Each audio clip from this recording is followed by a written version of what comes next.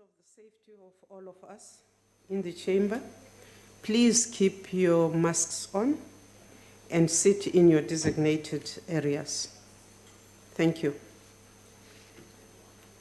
I wish to acknowledge the presence in the chamber of the Honorable, the President.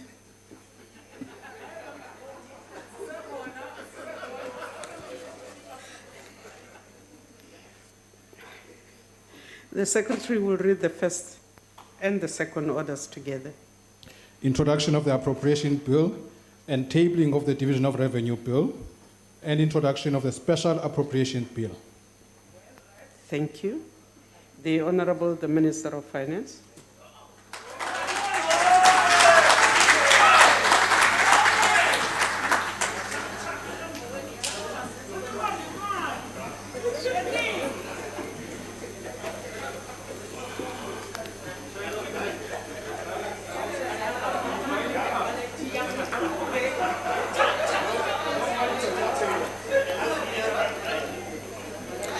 Madam Speaker, President of the Republic of South Africa, Deputy President, Cabinet colleagues, Governor of the South African Reserve Bank, honorable members, members of the executive committees for finance, honorable members once again. It is my singular honor and privilege to present the 2021 budget. Today I table before this House the following. 1, the Appropriation Bill. 2, the Special Appropriation Bill. 3, the Division of Revenue Bill. 4, the Budget Review. And 5thly, the Estimates of National Expenditure. Madam Speaker, last year we outlined a strategy to becoming a winning country. Since then, we have mourned the passing of nearly 50,000 of our fellow South Africans as a result of the COVID-19 pandemic. The damage visited upon us by COVID-19 runs deep, and we share in the collective pain of many South Africans who have lost their jobs. All of this notwithstanding, Madam Speaker, we are not without hope. Our national icon, the Nobel laureate Archbishop Desmond Tutu, reminded us that, and I quote, "Hope is being able to see that there is light despite all of the darkness," unquote. He observed that sometimes we forget that just beyond the clouds, the sun is shining. The brave and fearless sacrifices of our frontline workers continue to save thousands of lives. We salute all our health care and essential service workers who remain standing at the front line of our struggle against COVID-19. We also salute the many South Africans who rallied to help others to survive. I must include amongst the frontline workers that we normally forget, these are the military medical services. These acts of human solidarity and sacrifice reflect a patriotic spirit that runs in our veins and inspires us. The President would have said, this is in our DNA. No, much better English, I suppose. Often we speak about how we must leave this earth much better than what we found, so that the future generations can enjoy a better world. Today, I want to leave all of us hopeful and outline how we will leave this economy in a better shape for those who come after us. Under the leadership of our President, we have crafted a fiscal framework that extends support to the economy and public health services in the short term, while ensuring the sustainability of our public finances in the medium term. This is our first reason for hope. The fiscal framework we table today entails the following.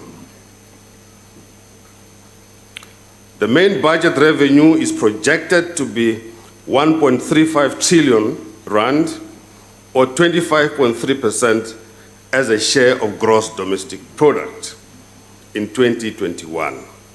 This rises to 1.52 trillion rand in the outer year being 2023-24 of the medium-term expenditure framework.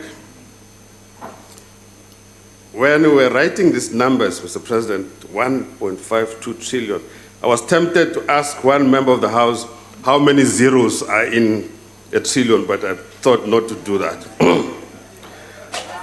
At the same time, non-interest spending will remain steady at approximately 1.56 trillion rand over the next 3 years, but will decline as a share of GDP from 29.2% in 2021-22 to 26.2% of GDP in 23-24. I requested tips from the public to help in crafting this budget. Many tips spoke about the limits to increased taxation. Others spoke about the need to cut the number of cabinet ministers, and I told them that was above my pay cut. It's above my pay level. That's not mine. We agree that tax increases must be kept to a minimum. And therefore, General approval, there's no need for a tax revolt. We have chosen not to introduce the 40 billion rand in tax measures initially proposed in the October medium-term budget policy statement. I'll explain why later. With this framework, we provide the budget for South Africa's vaccination campaign. This campaign allows us to emerge from the restrictions that we have experienced to economic activity. So the restrictions were meant to help us fight against COVID. And now, as we gradually fight this, introducing vaccines, we should be able to return in time to full economic activity. We are allocating more than 10 billion rand for the purchase and delivery of vaccines over the next 2 years. But we do not stop there. We are increasing the contingency reserve from 5 billion to 12 billion to make provision for any further purchases of vaccines and to cater for any other emergencies. With this framework, we are on track to achieve our goal of closing the main budget primary deficit. We shall achieve a primary surplus on the main budget in 2024-25. This will be an important achievement and will coincide with the end of this sixth parliament. Most importantly, we will stabilize government debt at 88.9% of GDP in 2025-26, and the ratio will decline further thereafter. This is a significant commitment and improvement to the framework as compared to what we presented in October last year, and creates a sound platform for sustainable growth. I thought you would clap because it says this is a significant improvement to the framework that we presented in October last year and creates a sound platform for sustainable growth. total consolidated spending amounts to 2 trillion rand each year over the medium term, the majority of which goes to social services, about 56%. So when people talk about austerity this, austerity that, you can't. It's not supported by empirical evidence. Honorable members, getting our fiscal house in order is the biggest contribution we can make to support our economic reconstruction and recovery plan. Continuing on the path of fiscal consolidation during these economic times was a difficult decision. But we're here precisely because we want to make difficult decisions. If you want to make easy decisions, go swimming. However, on this, we are resolute. We remain adamant that fiscal prudence is the best way forward. We cannot allow our economy to have feet of clay. High government debt levels increase the cost of borrowing across the economy. The rising debt levels lead to higher future taxation and uncertainty. Servicing this rising debt takes away resources that could have been invested in infrastructure and frays our social solidarity.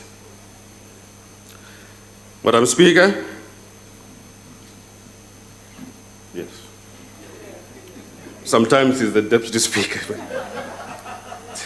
It reminds me of when the Honorable Sisulu was the Speaker, and after Honorable Freni Jingwal, and somebody referred to Honorable Sisulu as Madam Speaker. So, Madam Speaker, my second reason for hope stems from our much improved economic outlook. Global economic growth is expected to rebound to 5.5% in 2021, before moderating slightly to 4.2% in 2022, spurred on by the expected rollout of the COVID-19 vaccines throughout the world and other additional policy measures, deliberate economic policy measures. China is expected to grow at 8.1% in 2021, while India will achieve a growth rate of 11.5% in 2021. Sub-Saharan Africa is forecast to grow by 3.2%. In this context, Mr. President, the South African economy is expected to rebound by 3.3% this year, following a 7.2% contraction in 2020, and average around 1.9% in the outer 2 years. Madam Speaker, honorable members, I am also hopeful because we are making meaningful progress in the implementation of our structural reform program. Our structural weaknesses limit the rate at which our economy can grow. Our structural reform agenda, as articulated in the Economic Reconstruction and Recovery Plan, is aimed at removing these brakes on economic growth. Operation Vulindlela, which I introduced to you last year, has already made demonstrable progress in accelerating the pace of implementation of high-impact structural reforms. More often than not, we're very hard on ourselves, and we say we make decisions that we never implement. This is not the case here. We are implementing. Much of this progress was outlined in the State of the Nation address by our President. I want to thank my cabinet colleagues for their support of Operation Vulindlela. And I assure members that Deputy Minister Dr. David Masondo and the team from the Presidency and the National Treasury remain hard at work together with the relevant departments to ensure the continued implementation of the remaining reforms as outlined. We will not rest until we have fundamentally altered the structure of this economy by lowering barriers to entry, broadening ownership patterns, which some people don't want to talk about, raising productivity, and lowering the cost of doing business. Honorable members, we face many challenges as a developing country. We are confronting these challenges head-on. Our country has a network of highways and byways, which are the envy of many around the world. The mighty N1 that starts just here in Cape Town to Beitbridge, the scenic R71 that meanders through the misty mountains of Mahobaslof and delivers us to the Kruger National Park, and the expansive N4 that stretches from Botswana across our country into Mozambique. They are part of the lifeblood of the regional economy. Our great dams, bridges, and railway lines have supported our economy for decades. However, much of this infrastructure now needs to be repaired. Government is committed to a 791.2 billion rand in infrastructure investment. We are already partnering with the private sector and other players to roll out infrastructure through initiatives such as the blended finance system. However, all these efforts to expand infrastructure will be wasted if the end user does not pay a cost-reflective tariff for usage. Let me repeat. However, all these efforts to expand infrastructure will be wasted if the end user does not pay a cost-effective tariff for use. Therefore, the principle of the user pays is very important, and I would like to repeat it in this House. The other thing, Honorable President, the other thing is a tendency amongst us, or some amongst us, to destroy infrastructure. We build today, somebody bans tomorrow. We build a police station, they ban it, tomorrow they demonstrate that they need a police station. Doesn't make sense. And therefore, we cannot do this anymore. We have to confront head-on the culture of the destruction of our own infrastructure and introduce a new mentality of asset management. The communities must own these assets and protect and defend them. Madam Speaker, my fourth reason for hope is that this budget explicitly supports economic transformation and job creation. Our 6.2 trillion spending envelope over the medium-term expenditure framework gives expression to the economic reconstruction and recovery program.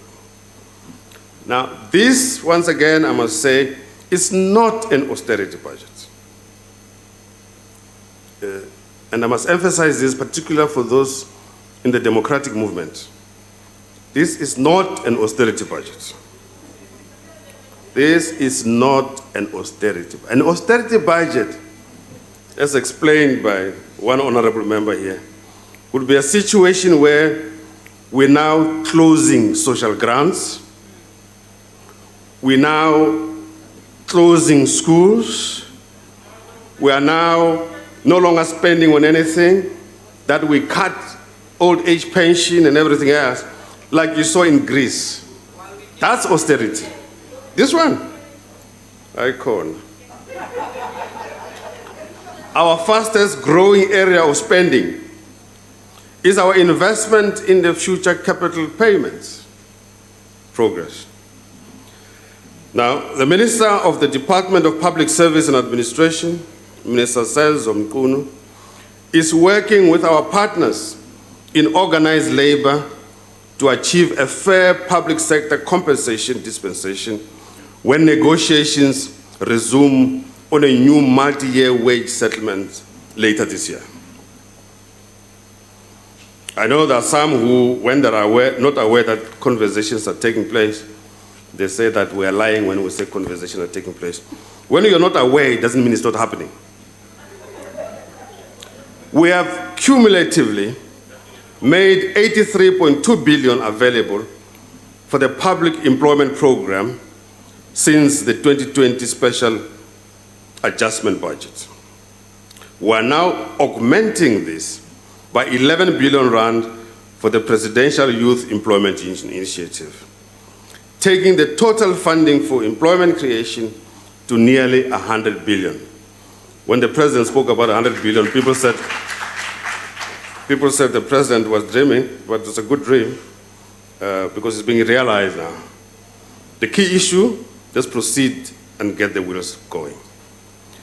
Government plans to finalize 1,409 restitution claims at a cost of 9.3 billion over the next 3 years to achieve redress and equitable access to land.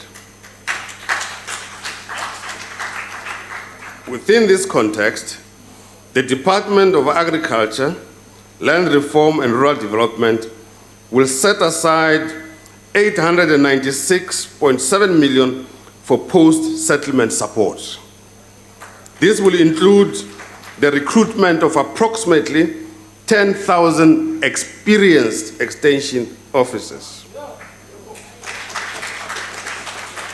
The reason why I say experienced, so you don't hire somebody immediately from high school as an extension officer, because then they arrive at the Ramaphosa farm to help, but they expect him to teach them. So it can't work like that. You have to know what is farming. So when you go to Minister Mantashe to advise him, don't expect him to advise you how to grow sheep. You should be able to advise him how to make good. So we emphasize the experience in the extension workers. A total MTEF allocation of 7 billion is being made available to the Land Bank. This allocation will help to resolve the bank's current default and re-establish the development and transformation mandate. This amount will not affect the expenditure ceiling, but will be offset through other budgetary processes, as will be the case with all other state-owned enterprises. The Department of Small Business Development has allocated 4 billion rand over the medium term to support township and rural enterprises. The Department of Tourism has reprioritized 540 million rand over the medium term to establish the Tourism Equity Fund as one of the measures to support the tourism sector in our country. The fund will acquire equity stakes in existing tourism enterprises, support the expansion of operations, and the development of new operations. This is a model that I like. Equity ownership, not just gifts. This I like. I have by now outlined a few of the reasons we have to be hopeful, but also acknowledge that much work remains to be done. And it's part of the work that still needs to be done. Honorable members, an incorrect notion has developed that says that the government is swimming in cash. An incorrect notion has taken hold that government is swimming in cash. Certainly, compared to October last year, we are in a much better situation. But our assessment from the supplementary budget time in June last year still stands. Our public finances are dangerously overstretched.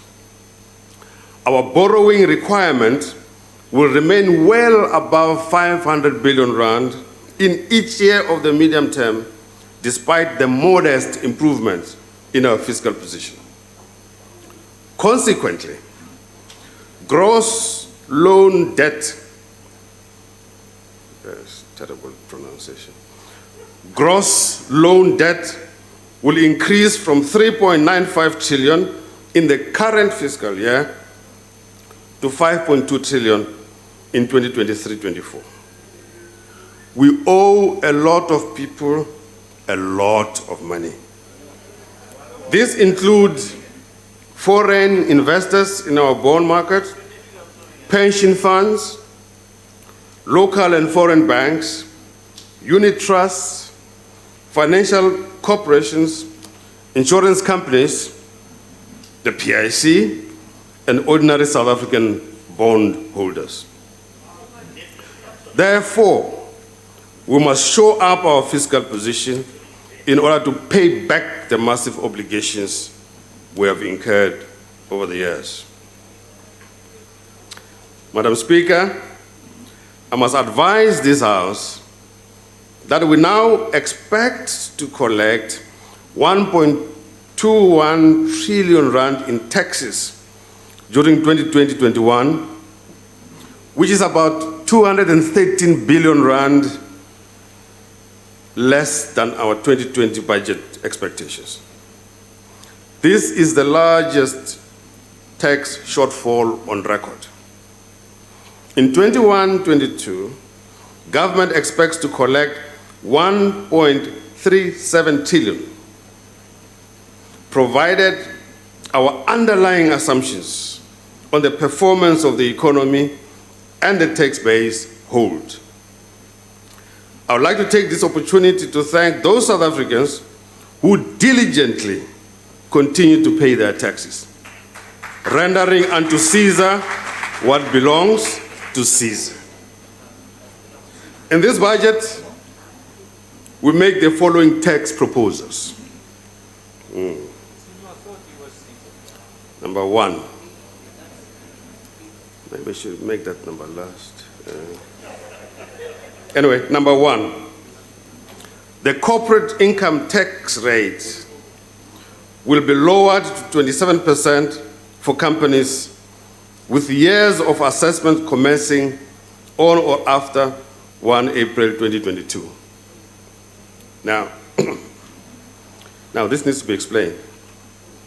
This will be done alongside a broadening of the corporate income tax base by limiting interest deductions and assessed losses. We'll give consideration to further rate decreases to make our tax system more attractive and competitive. We will do so in a revenue-neutral manner. We also intend to leverage the insights of the Davis Tax Committee as we undertake this reform process. I think I'll have to come back to this to explain. 2, the personal income tax brackets will be increased by 5%, which is more than inflation in general. Groenewald. This will provide 2.2 billion rand in tax relief. Most of that relief will reduce the tax burden on the lower and middle income households. As an illustration, if you are earning above the new tax-free threshold of 87,300 rand, you will have at least an extra 756 rand in your pocket as of the 1st of March 2021. 3, fuel levies will be increased by 27 cents per litre, comprising 15 cents per litre for the general fuel levy and 11 cents per litre for the road accident fund levy, and 1 cent per litre for the carbon fuel levy. This is important to emphasize because we're moving towards a carbon-free environment, and we have recently established the Presidential Coordinating Committee on Climate Change. Fourthly, an 8% increase in excise duties on alcohol and tobacco products. from today, with immediate effect. With immediate effect. A 340 milliliter can of beer or cider will cost an extra 14 cents. B, a 750 milliliter bottle of wine will cost an extra 26 cents with immediate effect. C, a 750 milliliter bottle of sparkling wine, an extra 86 cents. Next, a bottle of 750 milliliter spirits, including whiskey, gin or vodka, will increase by R5.50.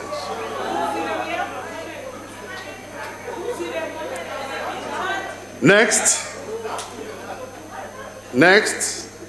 a packet of 20 cigarettes will be an extra R1.39. Next, 25 grams of piped tobacco will cost an extra 47 cents. I'm sorry, one retired president, I'm sorry. And a 23-gram cigar will be R7.71 more expensive.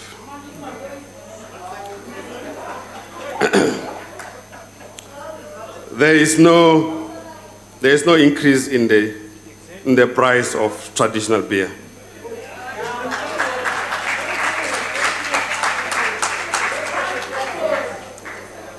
We have to do this partly in honor of some of the more elderly members of the House. In fact, ever since when Trevor Manuel was Minister of Finance, it's one thing which has stayed constant. It is clear that the excessive alcohol consumption in our country can lead to negative social and health outcomes. Consumers do react to price increases, and higher prices should lead to lower consumption of alcohol products with positive spin-offs. SARS has started to deepen its technology, data, and machine learning capability. I want to ask, what is machine learning? It is also expanding specialized audit and investigative skills in the tax and customs areas to renew its focus on the abuse of transfer pricing, tax base erosion, and tax crime. In this coming fiscal year, SARS will establish a dedicated unit to improve compliance of individuals with wealth and complex financial arrangements. This first group of taxpayers have already been identified and will receive communication during April 2021. In support of these initiatives, we request that this House approve an additional spending allocation to SARS of R3 billion over the medium term. Madam Speaker, let me now turn to the division of revenue. The 2021-22 division of revenue stands as follows. 48.7% of nationally raised funds are allocated to national government, 41.9% to provinces, and 9.4% to local government. This is after providing for debt service costs, the contingency reserve, and provisional allocations that I made mention of earlier. The provincial equitable share will be augmented by R8 billion for provincial health departments in 2021-22 to deal with COVID-19. Of the 10.3 billion for vaccines, 2.4 billion is allocated to the provincial departments of health to administer the COVID-19 vaccine program. Government will also put in place a no-fault compensation fund to cover claims in the unlikely event of any severe vaccine injuries, allocations to which will be announced in due course. The local government equitable share is set to increase to 9.7% of the division of revenue in 23-24. We are aware that financial governance remains a challenge for many municipalities. Therefore, the Municipal Systems Improvement Grant is extended for the rollout of the district development model. Madam Speaker, we hereby wish to encourage collaboration and partnerships between municipal councils, labor, communities, and the private sector around the principles of shared risk and shared reward. There needs to be a transition to smart local government and innovation. At the same time, well-functioning municipalities require that residents pay for services rendered. Provinces will receive 3.5 billion from the Department of Social Development to improve access to early childhood development services. 6.3 billion is allocated to extend the special COVID Social Relief of Distress grant until the end of April 2021.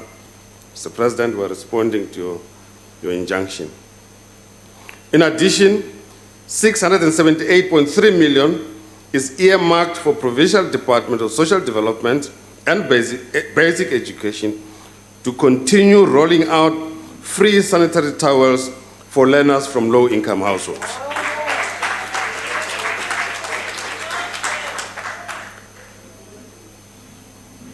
Now, the regular social assistance grants are adjusted upwards. The old age disability care dependency grants are increased to 1,890 rand. The increase for war veterans grant to 1,910 rand. An increase in child support grant goes up to 460 rand. An increase for foster care grant increases to 1,050 rand. Government remains committed to ensuring that deserving students are supported through higher education. The National Treasury is working closely with the Department of Higher Education and Training to work out on policy and funding options that will be detailed in the medium-term budget policy statement. What this means is that deserving students who have been admitted to university will be supported.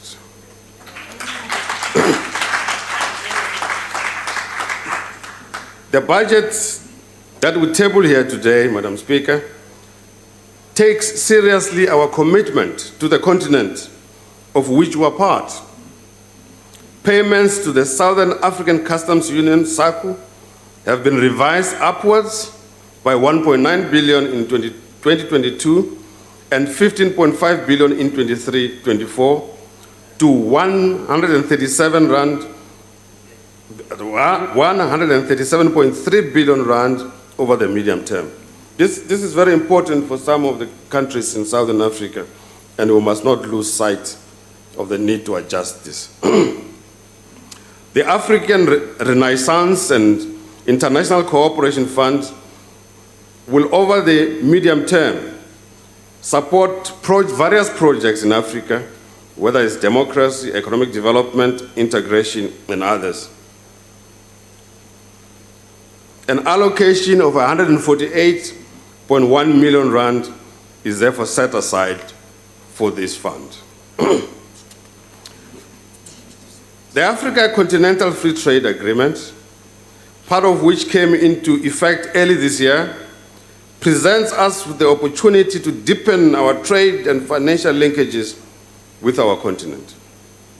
Following last year's budget announcement on supporting the African Continental Free Trade Agreement, through a more modern risk-based capital management flow system, much progress has been made to implement the new system, and new regulations will be published by the South African Reserve Bank shortly.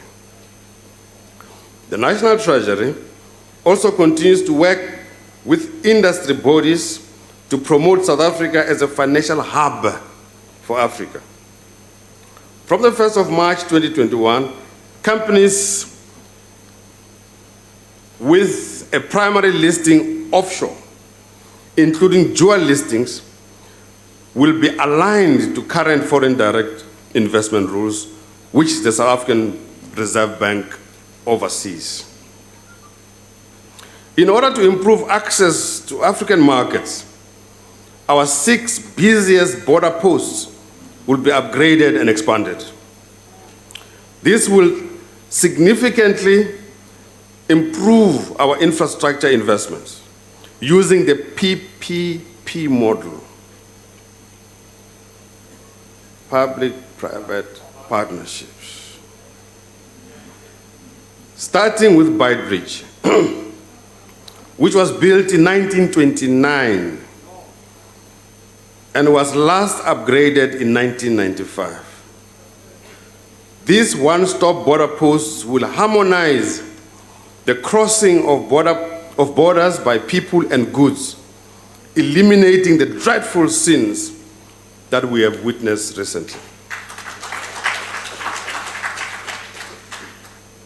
But I need to emphasize the public-private partnership model.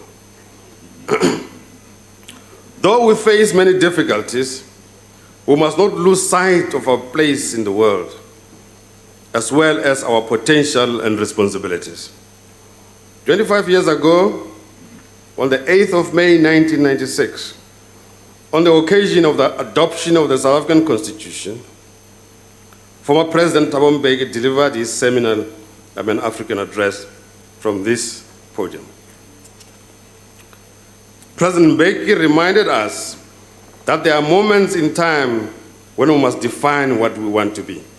And I quote, "Together with the best in the world, we too are prone to pettiness, petulance, selfishness, and short-sightedness. But it seems to have happened that we looked at ourselves and said the time had come that we make a superhuman effort to be other than human, to respond to the call to create for ourselves a glorious future, to remind ourselves of the Latin saying, gloria est consequenda. Glory must be sought." Honorable members, our fiscal path requires that we better leverage government status as the largest purchaser of goods and services in the country. Finalization of the procurement bill is therefore urgent. The National Treasury is fast-tracking the process of this bill. This bill addresses fragmentation in the procurement legislation. We aim to table this reform before Cabinet as soon as possible. Many of the tips that I received spoke of the importance of zero-based budgeting. The National Treasury is finalizing the framework to implement zero-based budgeting across the government system.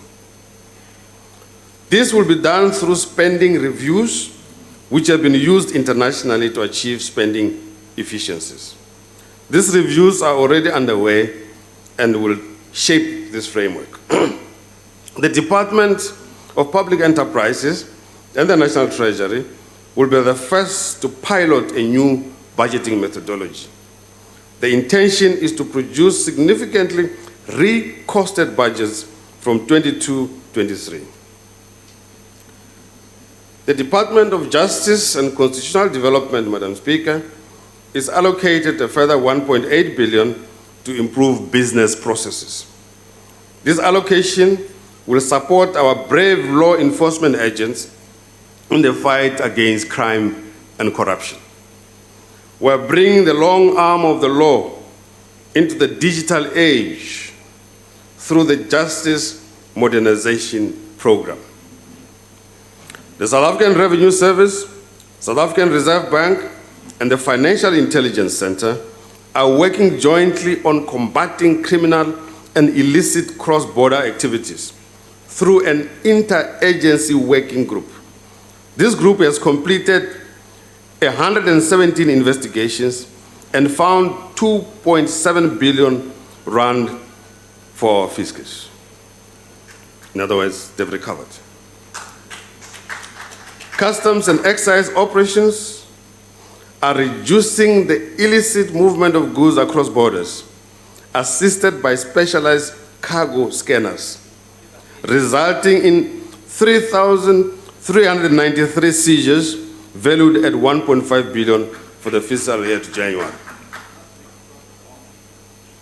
We announced in the medium-term budget policy statement the historic agreement with all NEDLEC constituencies for the annuitization of provident funds. This will enable all workers to continue to enjoy tax deductions on their contributions. The NEDLEC constituencies also agreed to accelerate the introduction of auto-enrollment for all employed workers and the establishment of a fund to cater for workers currently excluded from pension coverage as an urgent intervention towards a comprehensive social security system. I can announce once again that annuitization for provident funds takes effect from the 1st of March 2021. And provident fund members will continue to enjoy a tax deduction on their contribution. In addition, as we mentioned before, the National Treasury will this week publish draft amendments to the Regulation 28 for public comment. The proposed amendments to Regulation 28, in case somebody misunderstands, is to make it easier for retirement funds to increase their investments in infrastructure. This 2021 budget framework puts South Africa on a course to achieve a primary surplus. By doing this, government debt will stabilize at 88.9% of GDP in 2025. The path is challenging but achievable. It is the most prudent way to achieve higher levels of prosperity and avoid a sovereign debt crisis. Madam Speaker, honorable members, when the Constitution was adopted 25 years ago, the words, quote, "Nothing can stop us now," unquote, resonated in this House. As we affirm our commitment to sustainable public finances, we also at the same time affirm the supremacy of the Constitution, and that all of us, young and old, must abide by the injunctions in the Constitution. Madam Speaker, I would like to thank the President of the Republic of South Africa and the Deputy President for their courageous leadership during these testing times. A word of appreciation to the Deputy Minister of Finance, Dr. David Masondo. Thanks to the Director General of the National Treasury, the hard-working Dondo Mohajan, and his dedicated team at the National Treasury. Many thanks to the Commissioner of the South African Revenue Service, who continues to collect revenue and help us, the hard-working Mr. Edward Kiswet. And he's also good-mannered, by the way. My gratitude as well go to the Governor of the South African Reserve Bank, Mr. Lisecha Kganyago, and the outstanding staff at the South African Reserve Bank for their support. We normally do modeling together, and it's wonderful. I particularly want to appreciate my colleagues in Cabinet and the wisdom of the Ministers' Committee on the Budget, MINCOMBAT. I also thank my colleagues in the Budget Council, which Budget Council is Minister of Finance together with the MECs of Finance. I know there's one of them doesn't like to be called an MEC, but it's fine. I am grateful to the parliamentary committees who also work tirelessly on the budget processing through all this documentation in order to provide Parliament with a report. Finally, to the millions of South Africans who face and continue to face enormous difficulties and challenges, we ask of you to take courage, persevere, and work with us. Above all, let us heed the counsel of Archbishop Desmond Tutu to see that there is light despite all of the darkness. A prosperous future is possible for our beloved country. Gloria est consequent. I thank you very much. Thank you, Minister.